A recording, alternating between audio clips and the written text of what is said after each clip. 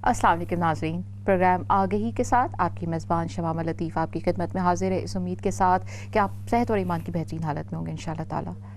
नाज़रीन, जिस मौजू पे आज हम गुफ्तगू करेंगे वो है मामलात रसूल सल्लल्लाहु अलैहि वसल्लम। हज़रत मोहम्मद सल्लल्लाहु अलैहि वसल्लम की सीरत तैयबा का मुताला करने वाला हर इंसान इस बात पे कायल है, वो एतराफ़ करता है कि नबी पाक सल्लल्लाहु अलैहि वसल्लम की सीरत जो है कुरान का एक बेहतरीन तफसीर थी। कुरान सिर्फ़ एक नज़रिया, एक ज़ाब्ते हयात, एक किताब ही नहीं बल्कि अल्लाह ताला का हुक्म है, और नबी पाक सल्लल्लाहु अलैहि वसल्लम ने उस हुक्म पे अच्छे से पूरी उसके ऊपर अमल करके दिखाया। आज हम इसी मौजू पे बात करेंगे। हमें ये समझना है इस प्रोग्राम में कि नबी पाक सल्लल्लाहु अलैहि वसल्लम की जो कुरान पाक को उन्होंने तफसीर की तरह फ़ॉलो किया है वो सिर्फ़ उनकी इबादत नहीं थी बल्कि इंसान के साथ हुस्न सलूक भी था। जी जनाब, आज हम इसी पे बात करते हैं और हमारे साथ आलिमा मोहतरमा रिजवाना लतीफ़ साहिबा मौजूद हैं। अस्सलाम वालेकुम रिजवाना बाजी। वालेकुम अस्सलाम शमामा। रिजवाना बाजी, मैं चाहूँगी कि आप इस मौजू पे हमें मज़ीद बताइए। जी बहुत शुक्रिया। अस्सलाम वालेकुम व रहमतुल्लाहि व बरकातुहू। आऊज़ु बिल्लाहि मिनश शैतानिर रजीम। बिस्मिल्लाहिर रहमानिर रहीम। अल्लाहुम्मा सल्लि अला सय्यिदिना मौलाना मुहम्मदिन व अला आलि सय्यिदिना मौलाना मुहम्मदिन व बारिक व सल्लम अलैहि। शमामा, हमने पढ़ा कि हुक्म हुआ लक़द कान लकुम फ़ी रसूलिल्लाहि उस्वतुन हसना, कि बेशक तुम्हारे लिए नबी पाक सल्लल्लाहु ताला अलैहि वसल्लम की ज़िंदगी में बेहतरीन नमूना है। बेशक। और नबी पाक सल्लल्लाहु अलैहि वसल्लम की हयात तैयबा का अगर हम जायज़ा लें, उसकी तरफ निगाह दौड़ाएं, तो हम देखते हैं कि नबी पाक सल्लल्लाहु अलैहि वसल्लम की ज़िंदगी सिर्फ इबादत ही का मजमुआ हमें नज़र नहीं आती बल्कि मुकम्मल ज़ाब्ता हयात है। बेशक। और एक मुसलमान होने की हैसियत से हम लोगों के लिए ये बात बहुत ज़्यादा अहम है कि हम अपने दीनी मामलात को सिर्फ इबादत और ज़िक्र अज़कार तक ही महदूद ना रखें। यानी ये नहीं समझें कि इस्लाम जो है वो इबादत और अज़कार ही का नाम है, सही, बल्कि इस्लाम जो है वो मामलात का नाम है। बिल्कुल। और इस्लाम जो है मज़हब से बढ़कर एक दीन है।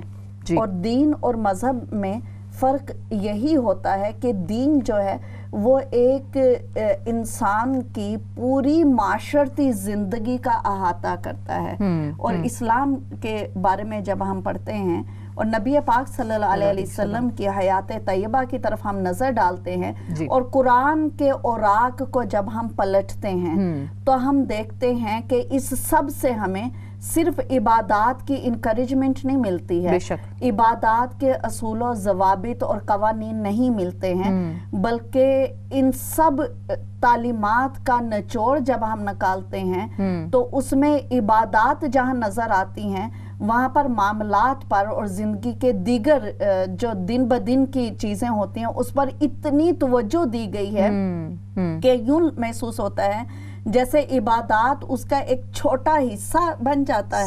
सही। और जो जिंदगी में रहने का ढंग, तरीका, सलीका है वो उस पर ज्यादा फोकस हो जाता है। और इसी तरह से शमामा जी, हजरत इमाम मालिक अलैहि रहमा का जो 4 इमामों में से एक इमाम है, फ़िक़्ह के जो इमाम हैं उनमें से एक इमाम है, वो उनसे जब पूछा गया उनके इल्म के बारे में और उनके ज़माने तालिब इल्मी के बारे में, तो कहते हैं कि मैंने अपने तालिब इल्मी के लिए तकरीबन 18 साल गुजारे।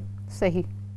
तो वो कहते हैं कि 18 साल गुजारे। सही जी। और उसमें से बहुत बड़ा हिस्सा जो है उन्होंने इल्मे दीन के बजाय आदाब सीखने पे गुजारा। सुभान अल्लाह। और इल्मे दीन जो है वो उन्होंने निस्बतन कम वक्त दिया। तो वो कहते हैं कि अब मैं सोचता हूँ कि क्या ही अच्छा होता कि जो वक्त मैंने इल्मे दीन पर गुजारा मैं वो भी आदाब सीखने पर गुजार देता। क्या बात। तो इसका मतलब ये है कि जिंदगी गुजारने के आदाब, दूसरे लोगों के साथ माशरत करने के आदाब और जीने के सलीके जो हैं ये हमारे दीन का हिस्सा हैं। बेशक। हम देखते हैं कि हमारे जो مسلمان بہن بھائی ہیں جی ان میں اس بات پہ تو بہت فوکس ہوتا ہے، مسلمان عبادات کا اور اللہ تعالیٰ کے ساتھ کنیکٹیویٹی کا بہت زیادہ خیال کرتا ہے. صحیح.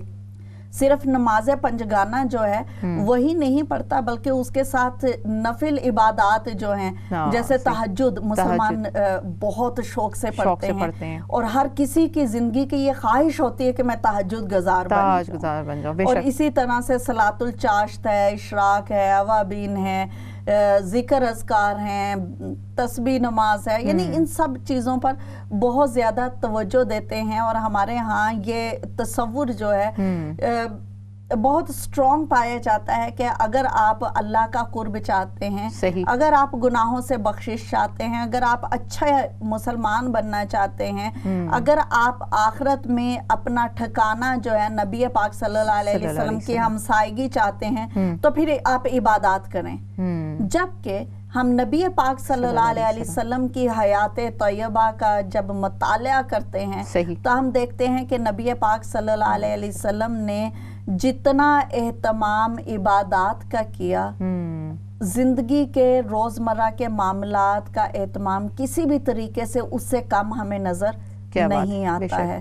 بلکہ بعض اوقات تو شمامہ جی ہم یہاں تک دیکھتے ہیں کہ آپ صلی اللہ علیہ وسلم جب جماعت کی نماز کرواتے تو آپ صلی اللہ علیہ وسلم کی بہت خوبصورت حدیث ہے کہ پوچھا گیا کہ آپ کو دنیا میں کیا چیز سب سے زیادہ عزیز ہے، تو آپ صلی اللہ علیہ وسلم نے فرمایا کہ نماز.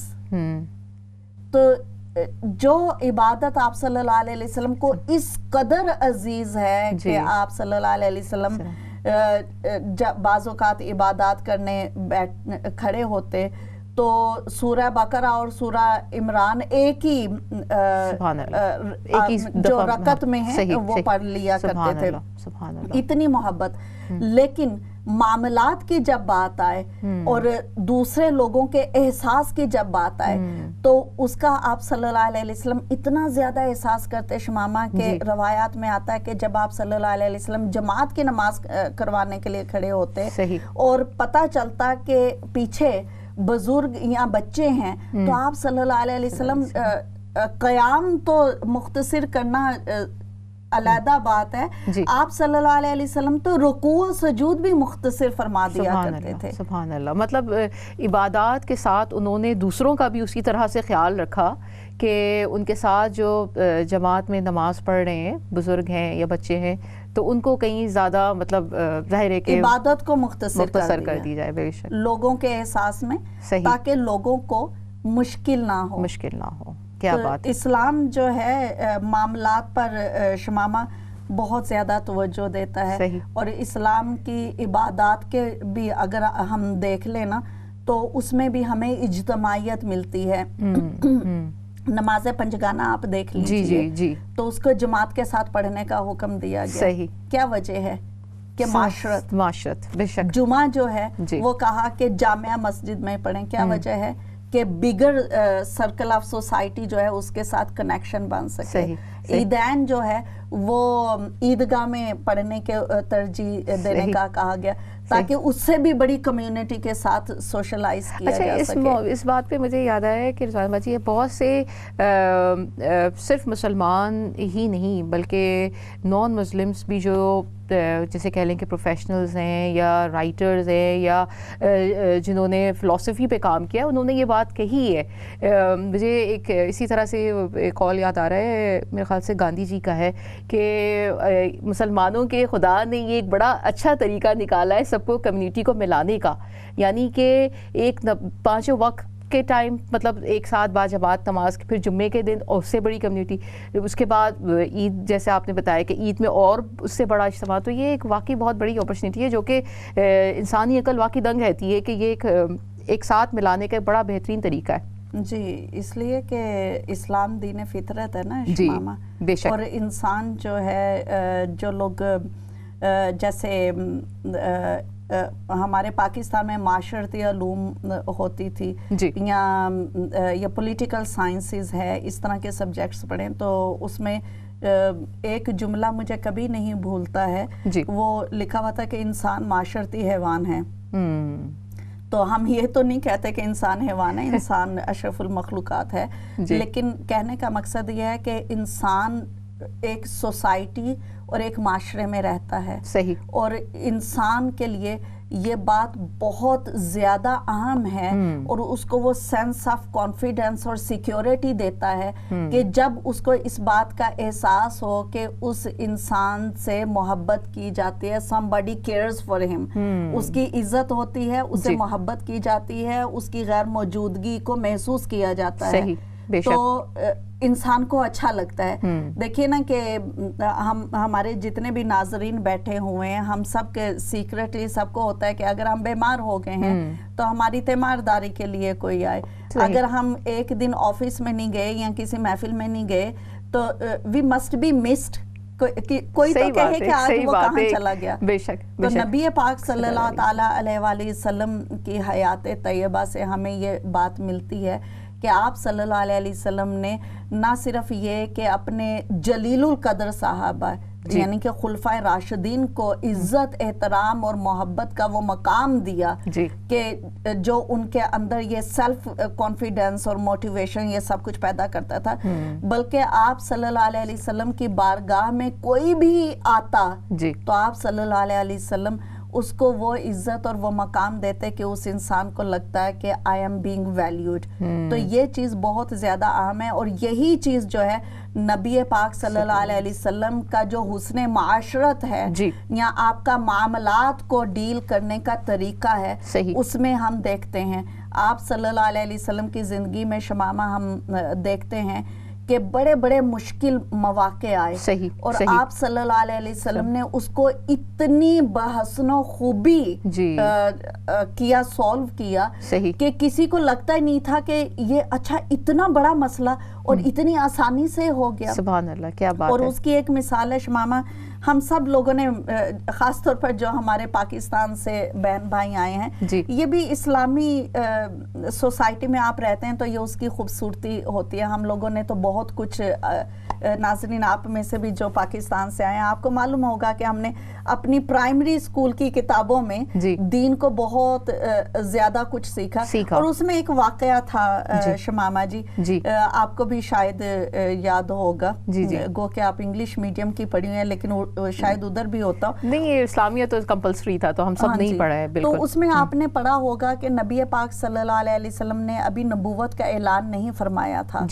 تو ایک بہت بڑا واقعہ ہوا کہ بیسیکلی بہت زیادہ بارشیں ہوئیں، اور بارشوں کی وجہ سے سیلاب آیا، اور کعبہ شریف کی عمارت جو ہے وہ بری طریقے سے ڈیمیج ہو گئی، تو اس کو دوبارہ تعمیر کرنا پڑا۔ حجرہ اسود رکھنے کی جب باری آئی تو اس وقت بھی حجرہ اسود کو بہت مبارک اور متبرک پتھر سمجھا جاتا تھا۔ اوبویسلی دین ابراہیمی کو ماننے والے، دین ابراہیمی کو سمجھنے والے وہ لوگ تھے، تو دے نیو کہ it is of significant importance, تو وہ جب رکھنے کی باری آئی تو ہر قبیلے کو یہ چاہ تھی کہ حجرہ اسود وہ اپنے ہاتھ سے رکھیں، لیکن حجرہ اسود تو ایک تھا، قبیلے بہت زیادہ سارے تھے، تو کون رکھتا؟ اور اس وقت میں بہت یہ عام بات تھی کہ وہ سوسائٹی تھی کہ جو اس بات پر کہ میرا اونٹ جو ہے اس چراگاہ میں کھانا کھانے کے لیے پہلے جائے گا، اور اونٹوں کو پانی پلانے کی جو جگہ ہوتی تھی اس میں میرا اونٹ پہلے پانی پیے گا اور تمہارا بعد میں پیے گا، اور اس بات پر ان کی جو جنگیں ہوتی تھی تو وہ صدیوں رہتی تھی۔ تو کین وی امیجن کہ حجرہ اسود کی پلیسمنٹ کے لیے کتنی بڑی جنگ اور خون ریزی ہو سکتی تھی۔ بالکل، لیکن نبی پاک صلی اللہ علیہ وسلم کی معاملہ فہمی نے اس کو اتنے بہترین طریقے سے حل کیا کہ آپ صلی اللہ علیہ وسلم بھی وہاں پر موجود تھے، اور آپ نے کہا کہ چلیں اس پہ ہمیں بحث وغیرہ کرنے کی ضرورت نہیں، ہم ایسے کرتے ہیں کہ کل صبح جو شخص سب سے پہلے کعبہ شریف کے اندر جائے گا وہی یہ ڈیسائیڈ کرے گا کہ کون پرسن جو ہے حجر اسود کو رکھے گا، اور اس کے فیصلہ سب کو قبول ہو گیا، اینڈ ایوری ون ایگریڈ، کیونکہ ان کو لگا کہ یہ اتنا سمپل سی بات ہے، صبح بس جلدی آنا ہے۔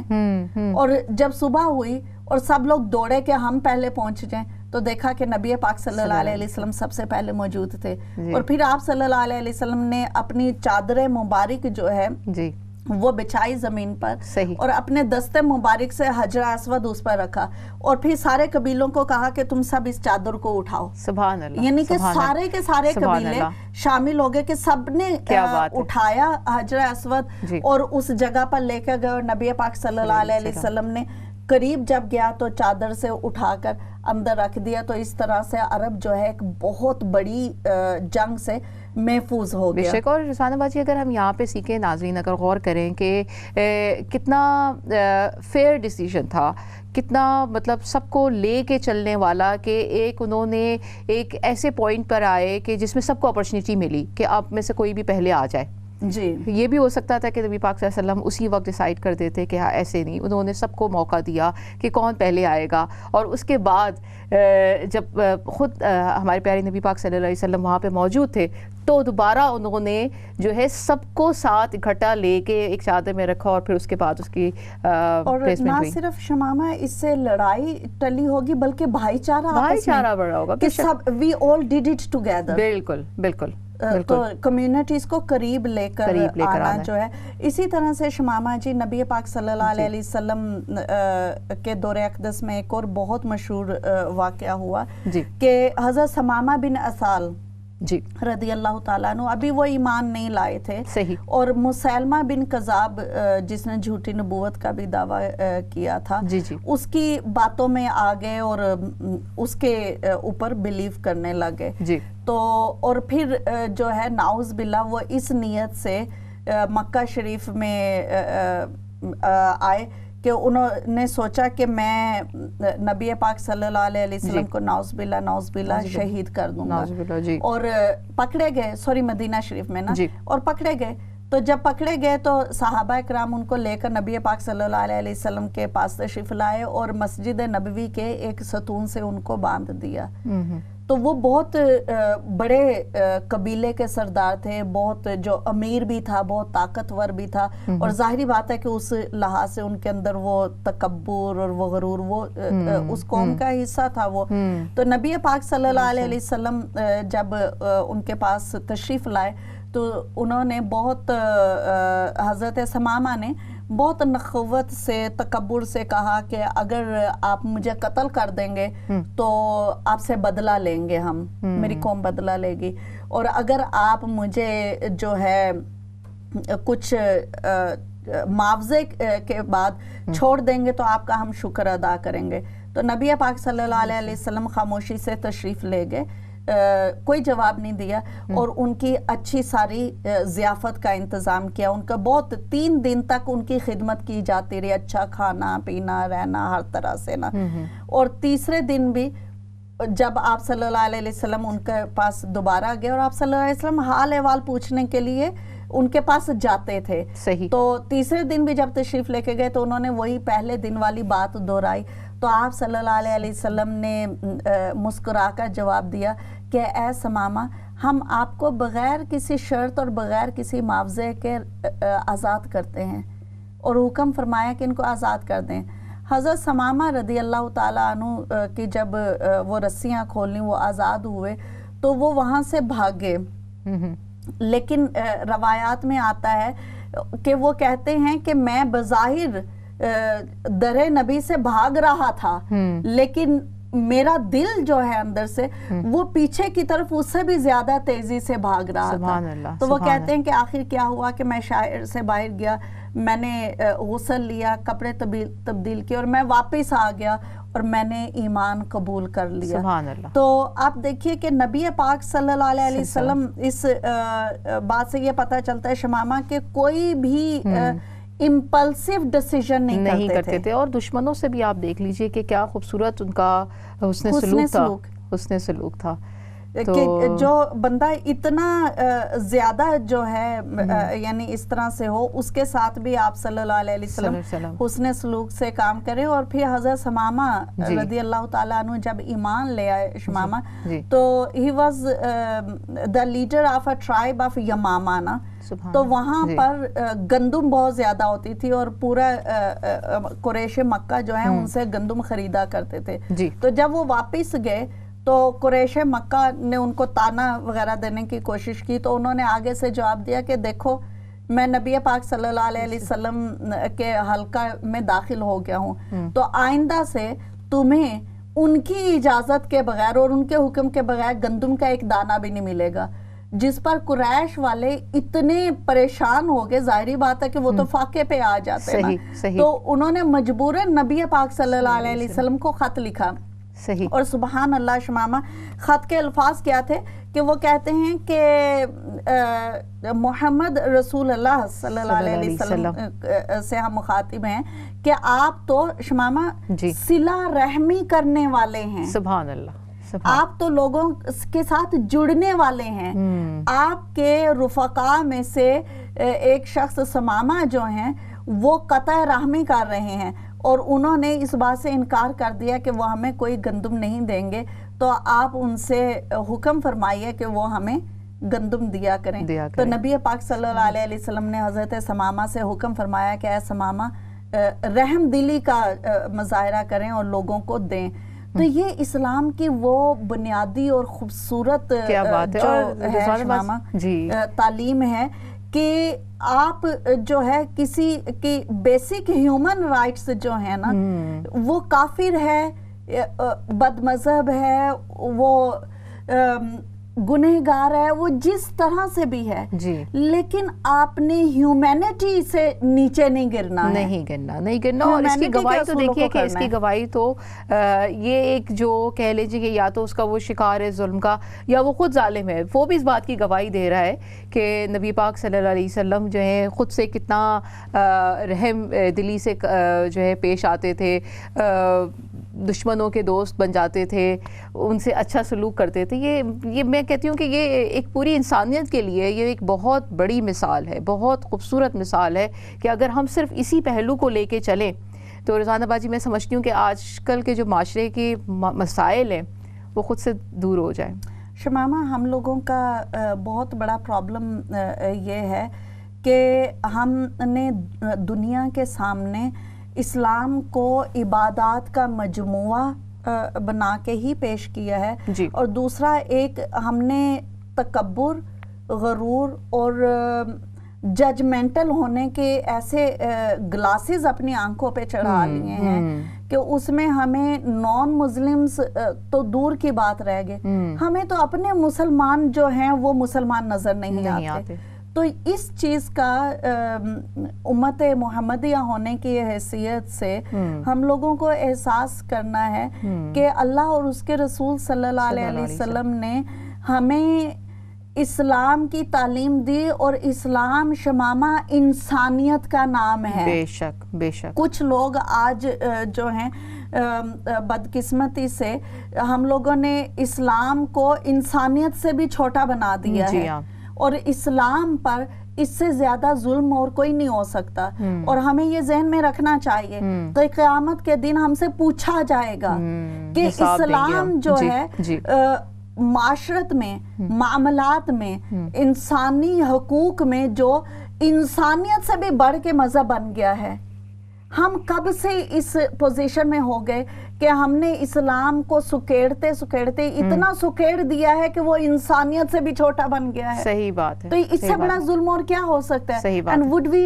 not be asked on the day of judgment? بالکل بالکل. اور یہ رضوانہ باجی یہ اتنا اہم مسئلہ ہے, میں سمجھتی ہوں کہ پورا کا پورا معاشرہ اس کا شکار ہے. اسلام کی حیت کو چینج کر دیا بالکل. اور یہی وہ بات ہے, یہی وہ عمل ہے جس کی وجہ سے ایک برا امپریشن دنیا میں بنتا چلا جا رہا ہے کہ ہم ایک اگر ناظرین ہم اس بات پہ غور کریں کہ ہم مطلب ہم خود اسلام کے ایمبیسیڈرز ہیں, ہم کہتے ہیں کہ ہم پیارے نبی پاک صلی اللہ علیہ وسلم کے امتی ہیں, تو کیا آج آپ اس پہ غور کریں کہ کیا ہم واقعی صحیح طریقے سے ان کو فالو کر رہے ہیں؟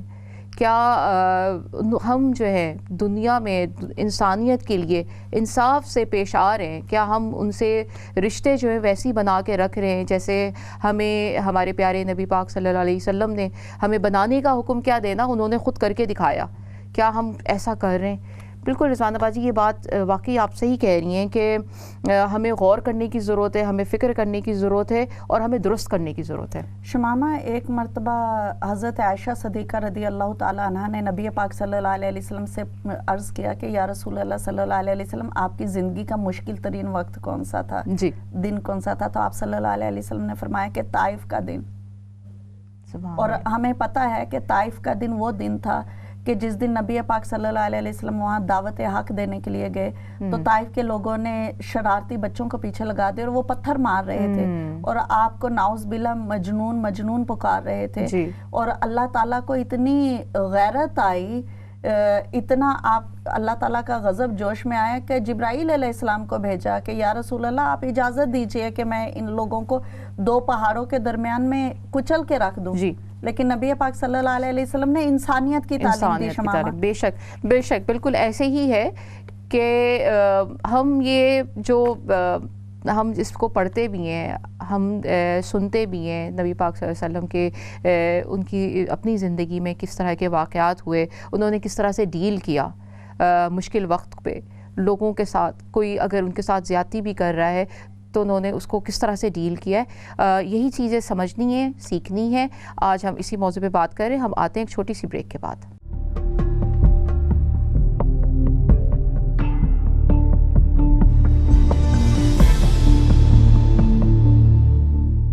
السلام علیکم ناظرین، پروگرام آگہی میں ایک بار پھر آپ کی میزبان شمامہ لطیف آپ کی خدمت میں حاضر ہے۔ بریک سے پہلے آج جس موضوع پہ ہم گفتگو کر رہے تھے وہ ہے معاملات رسول صلی اللہ علیہ وآلہ وسلم، اور ہمارے ساتھ اسٹوڈیو میں عالمہ محترمہ رضوانہ لطیف صاحبہ موجود ہیں۔ رضوانہ باجی، آپ بریک سے پہلے ایک بڑا خوبصورت واقعہ بتا رہی تھیں، تو اس پہ تھوڑا سا اور ہمیں فردر ایکسپلین۔ جی، طائف کا جو معاملہ ہے ہمارے سب ناظرین سمجھتے ہیں، اور آپ صلی اللہ علیہ وسلم نے طائف کے اس دن کو اپنی زندگی کا مشکل ترین دن قرار دیا۔ لیکن جب ہم دیکھتے ہیں کہ جب وہ آپ صلی اللہ علیہ وسلم کے پاس دوبارہ آئے تو اس وقت آپ صلی اللہ علیہ وسلم کا ان کے لیے کیا رویہ تھا۔ ہم دیکھتے ہیں کہ طائف کا جو سردار ہے عبدیہ لیل، یہ طائف کا سے ایک وفد لے کے لوگوں کا آیا مدینہ شریف میں، تو نبی پاک صلی اللہ علیہ وسلم نے شمامہ ان کو اتنی عزت دی کہ مسجد نبوی کے صحن میں ان کا خیمہ لگوایا، اور ان کی ضیافت میں، ان کی خاطر مدارات میں، میزبانی میں کوئی کسر نہیں چھوڑی، بلکہ روزانہ عشاء کی نماز کے وقت بعد جو ہیں آپ صلی اللہ علیہ وسلم خود تشریف لے جاتے اور ان کے ساتھ بیٹھتے۔ کیا بات ہے۔ ایک کال لے لیتے ہیں ہم رضوانہ باجی۔ السلام علیکم۔ السلام علیکم۔ وعلیکم السلام، کیا حال ہے آپ دونوں کا؟ الحمدللہ، بہت خوش آمدید ہمارے پروگرام میں آپ شامل ہوئی۔ سسٹر کہاں سے بات کر رہی ہیں؟ جزاک اللہ، میں مانچسٹر سے بات کر رہی ہوں۔ جی جی، میں نے باجی رضوانہ سے کچھ پوچھنا ہے پلیز۔ جی پوچھیے۔ السلام علیکم باجی رضوانہ۔ وعلیکم السلام ورحمۃ اللہ۔ باجی میں نے آپ سے پوچھنا ہے کہ اگر حضور پاک صلی اللہ علیہ وآلہ وسلم کو خواب میں دیکھا جائے تو یہ اس کا مطلب کیا ہے کہ وہ آپ کو نماز پڑھنے کا اشارے سے بتا رہے ہیں؟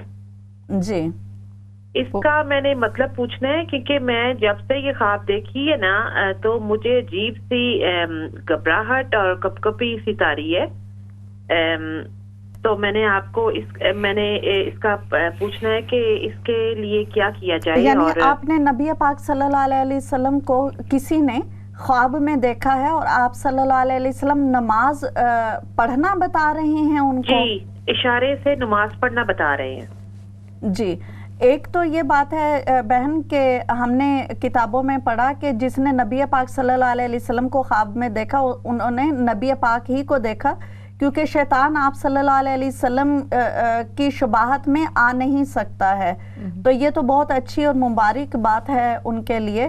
دوسری جہاں تک یہ بات رہ گی کہ انہوں نے نماز اشارے سے پڑھنے کا بتایا، تو may be it is good idea کہ جنہوں نے خواب دیکھا ہے وہ اپنے دل کی تسلی کے لیے ایک مرتبہ کسی عالم دین کے پاس یا کوئی خاتون جو نماز وغیرہ کے مسائل کو اچھے طریقے سے سمجھتی ہوں ان کے پاس بیٹھ کر نماز سیکھ لیں تاکہ آپ کے دل کی تسلی ہو جائے۔ صحیح۔ بہت شکریہ سسٹر آپ ہمارے پروگرام میں شامل ہوئی. جی رضوانہ باجی. جی تو نبی پاک صلی اللہ علیہ وسلم روزانہ شمامہ جی عشاء کی نماز کے بعد جو ہے طائف سے آئے ہوئے اس گروہ کے پاس بیٹھ جاتے اور ان سے لائٹ موڈ میں گفتگو فرماتے. اور جب اس بات کا ذکر آتا کہ طائف میں کیا ہوا تھا تو طائف کے وہ جو لوگ آئے تھے ان کا شرم سے سر جھک جاتا تھا. لیکن اس وقت بھی نبی پاک صلی اللہ علیہ وسلم نے کوئی انتقام نہیں لیا, کوئی ان کو شرمندہ نہیں کرنا چاہا, ان کو کوئی سزا نہیں دی یا ان کی خاطر مدارات میں کوئی کمی نہیں کی. تو یہ سب چیزیں ہمیں یہ بتاتی ہیں کہ آپ صلی اللہ علیہ وسلم کے معاملات دوسرے لوگوں کے ساتھ کیسے تھے کہ کوئی آپ کے ساتھ زیادتی بھی کر جاتا تھا تو جب وہ بندہ آپ سے ملتا تھا تو آپ صلی اللہ علیہ وسلم اس کو شرمندگی کا احساس نہیں دلواتے تھے, اسے انتقام نہیں لیتے تھے, اس کو برا یا چھوٹا محسوس نہیں کرواتے تھے. اسی طرح سے ہم دیکھتے ہیں شمامہ کے حضرت انس رضی اللہ تعالیٰ عنہ فرماتے ہیں کہ ایک مرتبہ وہ نبی پاک صلی اللہ علیہ وسلم کے ساتھ کہیں تشریف لے جا رہے تھے تو آپ صلی اللہ علیہ وسلم نے وہ فرماتے ہیں کہ گہری رنگ کی دھاریوں والی ایک چادر لی ہوئی تھی. تو ایک بدو آیا یعنی کہ دیہاتی آیا, اور دیہاتی اور بدو لوگ مزاج کے تھوڑے سے سخت ہوتے ہیں, تو اس نے کیا کیا کہ آپ صلی اللہ علیہ وسلم کی وہ چادر جو ہے اتنی سختی سے کھینچی کہ حضرت انس رضی اللہ تعالیٰ عنہ فرماتے ہیں کہ آپ صلی اللہ علیہ وسلم کے شانہ اقدس پر نشان پڑ گیا. تو وہ کہتے ہیں کہ پھر اسی پہ اسے بس نہیں کیا بلکہ انتہائی روڈلی بے ادبی سے کہا کہ اللہ تعالیٰ کا جو مال آپ کے پاس ہے وہ مال میرے ان 2 اونٹوں پر لاد دیں. تو نبی پاک صلی اللہ علیہ وسلم نے انتہائی نرمی سے اور اچھے طریقے سے اس بدو سے فرمایا کہ جو مال میرے پاس ہے وہ تو اللہ تعالیٰ ہی کا دیا ہوا ہے, اور وہ اس کے بارے میں تو بعد میں بات ہوگی, لیکن جو آپ نے یہ زیادتی کی ہے یہ کس طرح سے جسٹیفائی کی جا سکتی ہے. جی تو اس بدو نے جو ہے پھر شرمندگی کا اظہار کیا, تو اس پر بھی آپ صلی اللہ علیہ وسلم نے اس کو سزا نہیں دی, اس کو سرزنش نہیں فرمائی, اس کے ساتھ سخت رویہ نہیں اختیار کیا, بلکہ آپ صلی اللہ علیہ وسلم نے اتنی شفقت فرمائی کہ نرمی سے اس کو احساس دلایا اور اس کے بعد حکم فرمایا کہ اس کے ایک اونٹ پر جتنی بھی کھجوریں لادی جا سکتی ہیں کھجوریں لاد دو, اور اس کے دوسرے اونٹ پر غلہ لاد دو. یعنی اتنی شفقت اور اتنا حسن سلوک ہمیں کہاں سے شمامہ ملے گا. بالکل. اور رضوانہ باجی جیسے کہ ابھی آپ نے پہلا واقعہ ہمیں سنایا طائف کا, میں یہ سوچتی ہوں کہ آج کل غیروں کے لیے تو کیا ہم اپنے رشتہ داروں سے ہی اگر کوئی رنجش ہو جاتی ہے, کوئی ناراضگی ہو جاتی ہے اور وہ اگر ہمارے پاس آ جاتے ہیں تو ہم کہیں نہ کہیں وہ اندر سے ہوتا ہے کہ ہم ان کو شرمندہ کر دیں, ان کو احساس دلا دیں, ان کو نیچا کر دیں, تانا دے دیں, اور سالوں تک نسلوں تک وہ معاملہ چلتا رہتا ہے. بالکل. تو کاش کہ اس وقت ہم اسوہ رسول کی طرف صحیح دیکھتے, اور بالکل یہی بات ہے کہ کتنی ظلم کتنی زیادتی کی ہے اور انہوں نے ان کو محسوس بھی نہیں ہونے دیا. شمامہ ایک مرتبہ نبی پاک صلی اللہ علیہ وسلم صحابہ اکرام کے ساتھ کہیں پر تھے تو ایک نابینا عورت, بلائنڈ عورت جو ہے وہ جا رہی تھی تو وہ بیچاری ٹھوکر کھا کر گر گئی. اچھا. تو کچھ لوگوں نے ادھر, ہم یہ نہیں کہہ رہے کہ صحابہ اکرام نے, اور بھی لوگ ظاہر ہوں گے, تو کچھ لوگوں نے ہنسنا شروع کر دیا. تو نبی پاک صلی اللہ علیہ وسلم کو اس بات کی اتنی تکلیف ہوئی کہ آپ صلی اللہ علیہ وسلم فوراً سے پہلے خود اٹھے اپنی جگہ سے اور اس عورت کو سہارا دے کر اٹھایا, اور روایات میں ملتا ہے کہ اس کے بعد نبی پاک صلی اللہ علیہ وسلم اکثر اس خاتون کے گھر میں پکا ہوا کھانا پہنچایا کرتے تھے. سبحان اللہ. اکثر. آج شمامہ ہم لوگ بہت بار یہ بات ہوتی ہے کہ جی اسلام اترا ہم پہ ہے اور عمل جو ہے اغیار نے کیا ہے یا یورپین قوموں نے کیا ہے. کوئی شک نہیں ہے اس میں کہ یورپین کنٹریز اور ان ممالک کی یہ حسن ہے یہاں کی معاشرے کا, یہاں کی سوشل جو سوسائٹی کا, یہ خوبصورتی ہے کہ یہ لوگ انسانیت کا قدر کرتے ہیں. لیکن میں یہاں پر یہ ضرور کہنا چاہتی ہوں شمامہ, ہمارے لیے, صحیح, آپ لوگوں کے لیے, کہ کاش کہ ہم یہ سوچ سکیں کہ یہ وہ اسباق ہیں کہ جو سب سے پہلے نبی پاک صلی اللہ علیہ وسلم نے ہمیں پڑھائے. صحیح.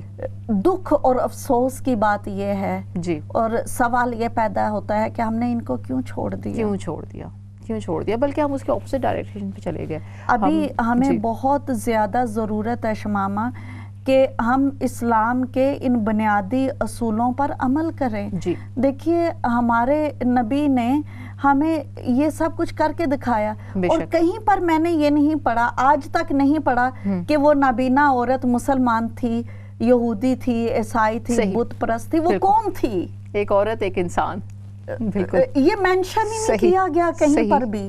بے شک. تو اس کا مطلب یہ ہے کہ اسلام شمامہ رنگ, نسل, مذہب, قوم, قبیلہ, اس سے بڑھ کر انسانیت کا حکم دیتا ہے. کیوں شمامہ؟ کیا ہم لوگوں کو یہ بات بتانے کی ضرورت ہے کہ اللہ تعالیٰ نے کہا ہے کہ میں رب العالمین ہوں, اور نبی پاک نے فرمایا کہ میں رحمت للعالمین ہوں؟ یہ ہمیں کیا سبق دیتا ہے؟ صحیح کہ لوگوں, یہ بعد کے سوال ہیں کہ کوئی کیا ہے, اور آپ کو اسلام کو جی کر دکھانا ہے. بالکل, آپ کو لوگوں کو بتانا ہے کہ اسلام عبادات کا مجموعہ نہیں ہے. اسلام انسانیت کا درس دیتا ہے. آپ دیکھیے نا شمامہ جی کہ ہم لوگ پریشان ہوتے ہیں کہ فلاں ملک میں ہاسپٹل پہ حملہ ہو گیا, فلاں ملک میں ایسے ہو گیا, فلاں ملک میں ویسے ہو گیا. ہم مسلمانوں کے رویے دیکھ لیں. بالکل, ہمارے ملکوں میں کیا ہو رہا ہے. بے شک یہی فکر کی بات ہے. ہسپتالوں پہ حملے نہیں ہو رہے ہیں, مجبور, اپاہج, غریب لوگوں کے ساتھ جینڈر ڈسکریمنیشن, رنگ, نسل, مذہب, قوم, قبیلہ کے نام پر, خاندانوں کے نام پر کیا ہو رہا ہے. کیا ہم لوگوں کو یہ باتیں زیب دیتی ہیں؟ صحیح بات ہے. ہمارے نبی نے تو ایسے نہیں سکھایا. بلکہ رضوانہ باجی میں تو یہ سمجھتی ہوں کہ وقت وہ آ گیا ہے کہ ہم جس کا جو بھی لیول پہ جو داؤ چل جاتا ہے وہ بےمانی بھی کر جاتا ہے, وہ زیادتی بھی کر جاتا ہے, چاہے وہ ہم ایک ہائیسٹ لیول کی بات کریں کہ ایک باس ہے یا کوئی امیر انسان ہے, تو بھول جائیں کہ وہ مسلمان ہے کہ نہیں. اور شمامہ اس وقت ہم یہ بھول جاتے ہیں کہ جن کی محبت کا ہم دم بھرتے ہیں, جن کی طرح سے ہم جینا چاہتے ہیں, صحیح, انہوں نے کیا کیا. بے شک ہمارے ساتھ ایک کال بھی ہے. ہم ہر قدم, ہر لفظ نکالنے سے پہلے سوچ لیں. بے شک. جی صحیح. السلام علیکم. جی السلام علیکم. وعلیکم السلام ورحمۃ اللہ. جی مجھے 2 سوال پوچھنے. ایک جی یہ پوچھنا ہے کہ یہ عورتوں کی آئی بروز کو لے کے کہ اس میں اتنا زیادہ, اگر اس میں اتنی شدت ہے جیسے حدیث پاک کے مطابق کہ لعنت ہے اس عورت پہ, تو ہم نے تو ابھی تک جہاں تک اتنی دیر تک دیکھا ہے کہ جو بہت سارے اسکالرس بھی ہوتی ہیں, ٹی ویوں پہ آتی ہیں, تو وہ ان کی خود کی بھی آئی بروز تو انہوں نے بنائی ہوئی ہوتی ہے. اس بارے میں جو صحیح ایک عام بندے کے لیے حکم ہے جو اس دور میں انسان کو کرنا چاہیے, جس کی بیٹیاں ہیں, آگے ان کی شادیاں کرنی ہیں, تو کس لیول پہ جا کے ہم نے کیا ویسی ضرورت ہو کہ ان کی آئی بروز کروا سکتے یا بالکل منع ہے. ایک تو یہ سوال پوچھنا ہے, اور ایک پوچھنا ہے نماز کے حوالے سے کہ مجھے بھی کسی کا میں نے سنا, بیان سنا, انہوں نے اس میں 2 باتیں کی. ایک انہوں نے 2 یا 3 تمام سے منسوب ایک چیز بتائی کہ جی جو مومن نماز نہیں پڑھتا وہ اس کا نکاح ٹوٹ جاتا ہے اور اس کے بچے حرام پیدا ہوتے ہیں. دوسرا انہوں نے حدیث پاک بتائی کہ حدیث پاک یہ ہے کہ جی جس نے نماز جان بوجھ کے چھوڑی اس نے کھلا کفر کیا اور وہ اسلام سے نکل گیا. تو پلیز ان دونوں باتوں پہ ذرا ڈیٹیل سے بتائیے گا کہ اس حدیث کا کیا مفہوم ہے, کیونکہ یہ حدیث میں نے سنی تو ہوئی ہے لیکن میں نے اپنے ایک مفتی صاحب سے جب پوچھا تھا تو انہوں نے اس کی تشریح ڈفرنٹ بتائی تھی. اسلام سے نکلنا ہے یا نہیں ہے یہ پلیز نہیں. بہن ہم آپ کو جواب دیتے ہیں, آپ رہیے جی, ہمارا پروگرام دیکھتے رہیے, ہم آپ کو اس کا جواب دیتے ہیں. ایک اور کال ہے ہمارے ساتھ. السلام علیکم. السلام علیکم. السلام علیکم. صحیح. جی شمامہ انہوں نے 2 سوال کیے. ایک نماز کے حوالے سے کیا. یہ درست ہے کہ نماز بہت اہم حکم ہے اور یہ بھی حدیث پاک کے الفاظ ہیں کہ جس نے جان بوجھ کر نماز چھوڑی اس نے کفر کیا. لیکن اس کا یہ مطلب نہیں ہے کہ وہ بندہ جو ہے کافر ہو گیا, جو کفر کا ہمارے یہاں تصور ہے. کفر کا مطلب ہوتا ہے انکار کیا. تو اس کا مطلب یہ ہے کہ اللہ کا حکم ماننے سے انکار کیا. نماز جان بوجھ کر چھوڑ دینا یہ ایک بہت بڑا گناہ ہے. اس پر توبہ کرنی چاہیے, نماز کو قضا پڑھنا چاہیے اور عہد کرنا چاہیے کہ آئندہ سے ایسا نہیں ہونا چاہیے.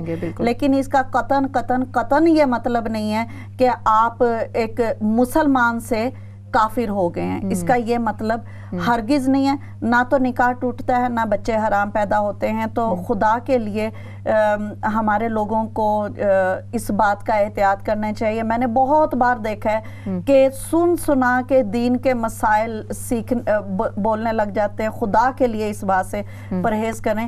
سو میری بہن, امید ہے کہ نماز کے حوالے سے آپ کو بات کی سمجھ آ گئی ہوگی. گناہ ہے, بہت بڑا گناہ ہے, لیکن دائرہ اسلام سے خارج ہو کے دائرہ کفر میں نہیں چلے جاتے ہیں. دوسرا انہوں نے آئی بروز کے حوالے سے پوچھا. آئی بروز کے حوالے سے جی اس طرح اس کا ہے, لیکن آئی بروز بنانا میری بہن حرام نہیں ہے, مکروہ تحریمی میں آتا ہے. اور بعض علماء تو اس کو مکروہ تحریمی بھی نہیں بولتے, کہتے ہیں کہ مکروہ میں چلا جاتا ہے. عورت کو اسلام نے بننے سنورنے خوبصورت ہونے کا حق دیا ہے. اور اگر کسی عورت کی آئی بروز اتنی یعنی کہ بہت پھیلی ہوئی ہیں اور وہ تھوڑا سنوارنا چاہتی ہیں, وہ سنوارنا چاہتی ہیں, تو وہ اپنے ہسبینڈ کے لیے بھی کر سکتی ہیں, خود اپنے لیے بھی کر سکتی ہیں. اس میں حرج نہیں ہے.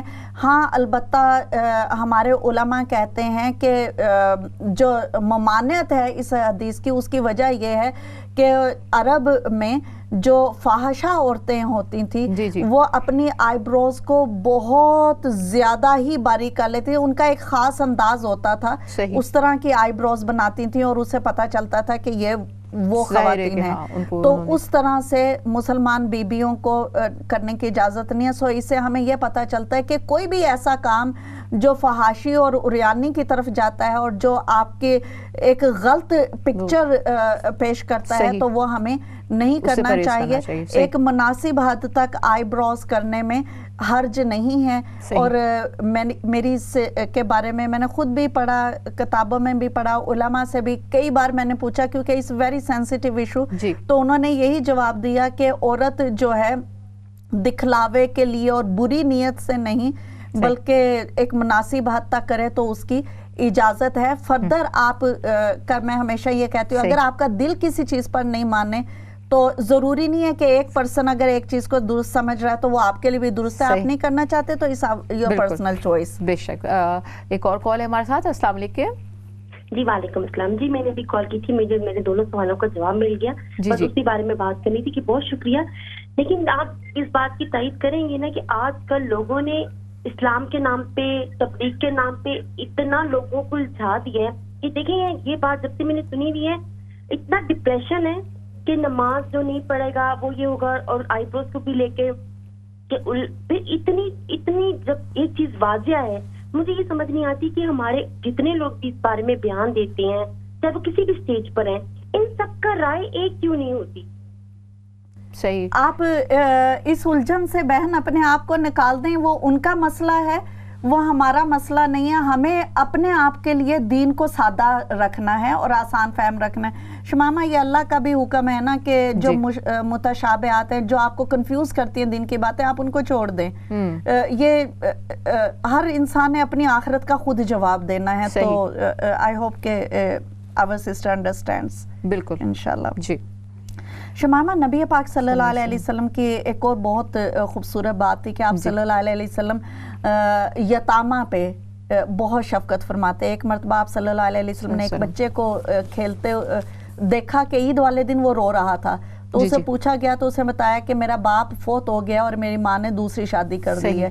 تو آپ صلی اللہ علیہ وسلم نے اس بچے کو اڈاپٹ کر لیا, اپنے سایہ. ابھی ہم اس واقعے کو سنتے ہیں تفصیل سے. ہمارے ساتھ ایک کال ہے. السلام علیکم. Hello, assalamu alaikum. Alaikum assalam wa rahmatullah. Can I ask a question in English? Yeah, sure. Okay. I'm sorry to ask this, but everybody tells me different things, and I just want to be sure. So say, for example, I was menstruating and I wanted to have ghusl, and I did the whole ghusl properly, or I think I did it properly, but I was naked. When I come out of the bath or shower, do I have to perform wudu again before I start namaz? No, you don't need to. I don't need to. And can you just quickly tell me the steps of the ghusl, just so that I know I'm doing it correctly, please? For Yeah, all sure. major and minor Sure, impurities? inshallah. Thank you. Assalamu alaikum. Thank you Alaikum sister assalam. जी शमामा, इन्होंने गुस्ल के हवाले से बोला।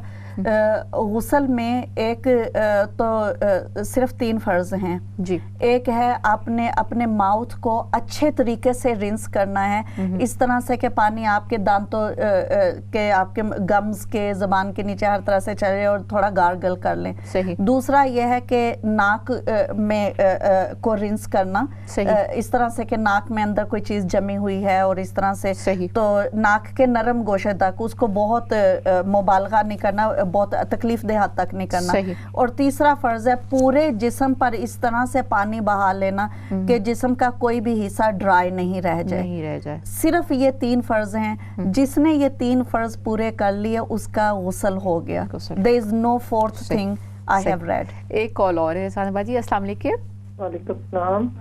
हाँ जी, मैंने पूछना था, मेरा नाम मिसेस शाहीन सलीम है, मैं लंदन से कॉल कर रही हूँ। मेरा ग्रैंडसन है, उसका नाम मेरे बेटे ने रखा है मिकाल। तो मैंने पूछना था क्या ये नाम हम रख सकते हैं? क्या नाम रखा है? मिकाल। मिकाल। ये मिकाल। तो क्या इस नाम में कोई रखने में कोई ऐसी बात तो नहीं है? ठीक है। अभी आपको जवाब देते हैं सिस्टर्स। ये मेरे ख्याल में मिकाइल जो फरिश्ते का नाम है। एक तो हमारे यहाँ रज़ाना बाजी आपने भी नोटिस किया होगा कि हम प्रोनाउंसिएशन सही नहीं करते जी। हम उसको कह लें कि वो उर्दू, अरबी, इंग्लिश इन तीनों को मिक्स करके कोई हम बहुत ही डिफरेंट प्रोनाउंसिएशन कर देते हैं जी। शमामा, I wouldn't name my child Mikail, इस वजह से कि नबी पाक सल्लल्लाहु अलैहि वसल्लम ने कुछ हमें बताए हैं, गाइडलाइंस दिए हैं कि जैसे कहा है कि बेहतरीन नाम वो है जो उबीदा और हुमीदा है, यानी कि अल्लाह ताला से निस्बत है जिसकी, यानी कि अब्दुल्ला, अब्दुर्रहमान, अब्दुल मालिक या हुमीदा, यानी कि जो नबी पाक सल्लल्लाहु अलैहि वसल्लम के नामों में से किसी नाम के हवाले से, सहाबा के नाम पे रख लें, कोई और अच्छे मानी का नाम रख लें, लेकिन फरिश्तों के नाम पे नाम रखना आई वुडंट डू दैट। सही। शमामा, हमारे टॉपिक के हवाले से नबी पाक सल्लल्लाहु अलैहि वसल्लम रोज़मर्रा के काम करना बहुत ज़्यादा पसंद करते थे। एक मर्तबा सहाबा कराम रिदवानुल्लाह ताला अलैहिम अजमाइन को किसी ने एक बकरी दी, उन्होंने बकरी को हलाल किया और उसका सारे प्रोसेस को पकाना था। सही। तो सहाबा कराम की ये ख्वाहिश थी कि वो सारे काम खुद ही करें, लेकिन नबी पाक सल्लल्लाहु अलैहि वसल्लम ने कहा कि नहीं, मैं तुम्हारे साथ मिलकर काम करूंगा, और आप सल्लल्लाहु अलैहि वसल्लम ने लकड़ियां चुन के लेकर आए। तो ये वो चीज़ें हैं शमामा जी कि जो हमें इस बात का पता देती हैं कि नबी पाक सल्लल्लाहु अलैहि वसल्लम सैयदुल मुरसलीन, खातमुन नबीयीन, ahsanul बशर, और आपका क्या मकाम है कोई क्या बता सकता है, लेकिन आप सल्लल्लाहु अलैहि वसल्लम ने अपने लिए कुछ भी स्पेशल नहीं मांगा। सही। नथिंग। घर में जाते अपने अहले खाना के साथ काम करते, सहाबा कराम में होते उनके साथ काम में हाथ बटाते। गज़वा खंदक में हमने देखा कि आप सल्लल्लाहु अलैहि वसल्लम खुद अपने कांधा मुबारक पर मट्टी उठाकर लेकर जा रहे हैं। आप सल्लल्लाहु अलैहि वसल्लम किसी नाबीना को, किसी डिसेबल को देखते हैं, किसी मेंटल हेल्थ पेशेंट को देखते हैं, उसके साथ खड़े हो जाते हैं, इस तरह खड़े होते हैं कि सारी ज़िंदगी उसका साथ नहीं छोड़ते हैं। किसी यतीम को देखते हैं, उसको तन्हा नहीं छोड़ते हैं। कोई आपके साथ बदतरीन जुल्म करता है, आप सल्लल्लाहु अलैहि वसल्लम उसके साथ बेहतरीन हुस्न सलूक करते हैं। आप सल्लल्लाहु अलैहि वसल्लम अपने रिश्तेदारों के साथ, चाहे वो काफिर हैं या जो कुछ भी हैं, उनके साथ हुस्न सलूक करते हैं, इज्जत करते हैं, प्यार करते हैं। शमामा जी, اس سب سے بڑھ کر ہمارے لیے اور کیا سبق ہو سکتا ہے؟ بالکل ہمارا پروگرام اختتام کی طرف ہے. ایک چھوٹا سا سوال میرا تھا کہ معاشی معاملات میں رسول اللہ صلی اللہ علیہ وسلم کے کیا تعلیمات تھیں؟ شمامہ نبی پاک صلی اللہ تعالیٰ علیہ وآلہ وسلم نے رزق حلال خود بھی کمایا اور اس کی بہت زیادہ ترغیب دی، اور آپ صلی اللہ علیہ وسلم نے فرمایا کہ الکاسب حبیب اللہ، یعنی کہ محنت مشقت کے ساتھ روزی کمانے والا، پیسہ کمانے والا اللہ تعالیٰ کا دوست ہے. آپ صلی اللہ علیہ وسلم تجارت کی، بہت محنت کی، اور آپ صلی اللہ علیہ وسلم کی خدمت میں ایک بار ایک شخص آیا اور اس کے ہاتھوں پہ سیاہی تھی، کالے ہو چکے تھے. تو آپ صلی اللہ علیہ وسلم نے اس کا ہاتھ پکڑ کے فرمایا کہ یہ کیا ہے؟ تو اس نے کہا کہ میں پہاڑ توڑ کر رزق کماتا. تو آپ صلی اللہ علیہ وسلم نے اس شخص کا ہاتھ چوم لیا. سبحان اللہ، سبحان اللہ. تو آپ صلی اللہ علیہ وسلم کو اپنے اہل و عیال کے لیے رزق حلال کمانا بہت پسند تھا. ایک مرتبہ ایک ایسی محنت مشقت کرنے والا شخص نماز کے لیے کھڑا ہوا اور حضرت معاذ نے سورہ بقرہ شروع کی. تو اس شخص نے نماز اپنی علیحدہ پڑھی. تو حضرت معاذ نے فرمایا کہ تو منافق ہو گیا. تو نبی پاک صلی اللہ علیہ وسلم نے سرزنش کی اور کہا کہ جماعت جب کرواؤ تو چھوٹی کرواؤ. تو ہمارے پیچھے محنت مشقت کرنے والے اور فیملیز والے کھڑے ہوئے ہیں. شمامہ کیا بات، we got to respect people. بالکل بالکل یہی بات ہے. ناظرین میں امید کرتی ہوں کہ آج کے پروگرام میں آپ نے ضرور اس بات پہ غور کیا ہوگا. سنتے بھی ہیں، پڑھتے بھی ہیں، غور کرنے کی ضرورت ہے، عمل کرنے کی ضرورت ہے کہ ہمارے پیارے نبی پاک صلی اللہ علیہ وسلم نے کیا ہمیں کر کے بتایا. عبادات میں کوئی کمی نہیں کی، لیکن عبادات سے بڑھ کے جو عمل کیا وہ حسن سلوک کیا. انہوں نے انسانیت کی خدمت کی، انہوں نے سب کے ساتھ ایکول بیہیو، مطلب جسے کہتے ہیں نا کہ ہر ایک کو ایک برابری کے ساتھ رکھا. اور ایسی بے شمار چیزیں ہیں جس پہ ہمیں غور بھی کرنا ہے، عمل بھی کرنا ہے، تبھی ہم ایک اچھے معاشرے کو بنا سکتے ہیں. میں امید کرتی ہوں کہ یہ پروگرام آپ نے ضرور پسند کیا ہوگا. اس کے ساتھ ہی اجازت چاہتی ہوں. خدا حافظ.